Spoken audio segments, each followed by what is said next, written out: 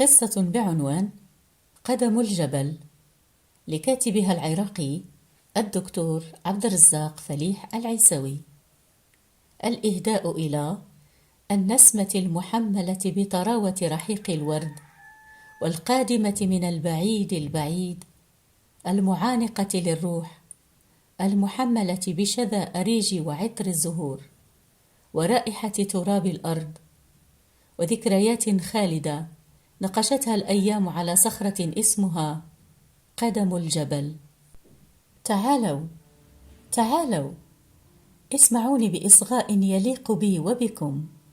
اسمعوني أحدثكم عن قريتنا المنعزلة المنسية، أحدثكم عن جبلها، عن أهلها، عن ولد حافي القدمين بشغف يحتضن كتبه ليتعلم في مدرستها، وبعد الظهر يرعى أغناما.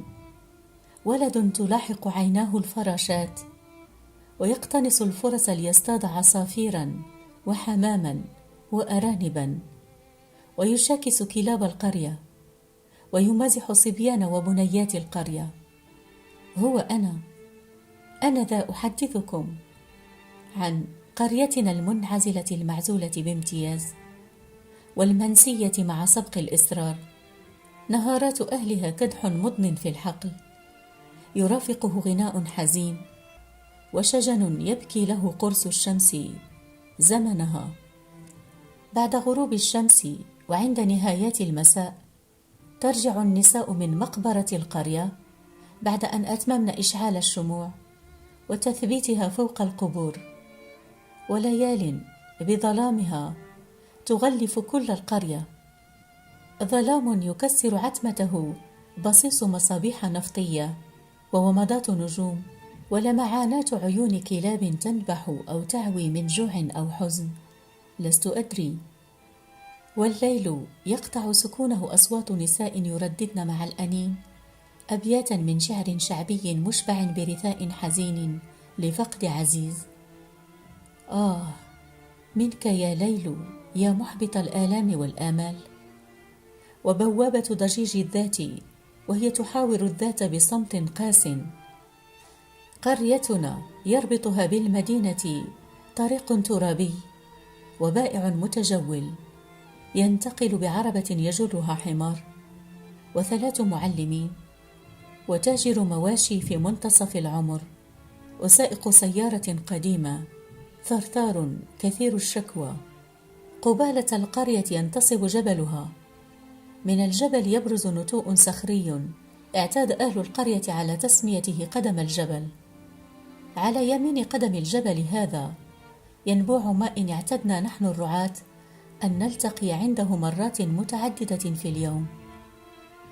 عند ظهيرة يوم ساخن جلست تحت ظل شجرة الصفصاف القريبة من النبع، أراقب أغنام والدي التي أرعاها، أراقبها وهي تشرب الماء. ثم لاحظت أن راعية أغنام صغيرة تتوجه مع أغنامها للنبع. توجهت البنت لتستظل بظل شجرة الصفصاف. لا زلت أتذكر تلك اللحظة التي التقت بها نظرات عيوننا، التقت بدفء، والله تذوقت لذته، لكني لا أعرف سر تكون هذا الشعور. تكررت اللقاءات، لغة العيون فقط تجمعنا، وصمت خاشع يلفنا، وإطراقات طويلة خجولة تسافر معها أحلامنا.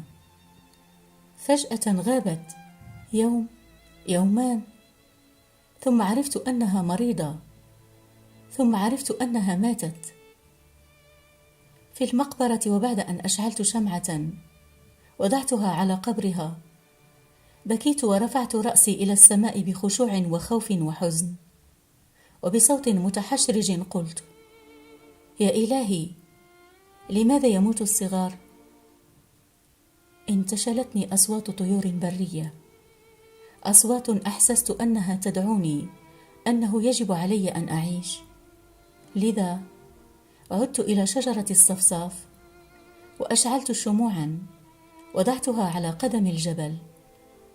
إنها الحياة، يلهمنا فيها صوت طير وعطر رحيق الورد كلها تنادي: يجب أن نعيش، يجب أن نعيش، يجب أن نعيش.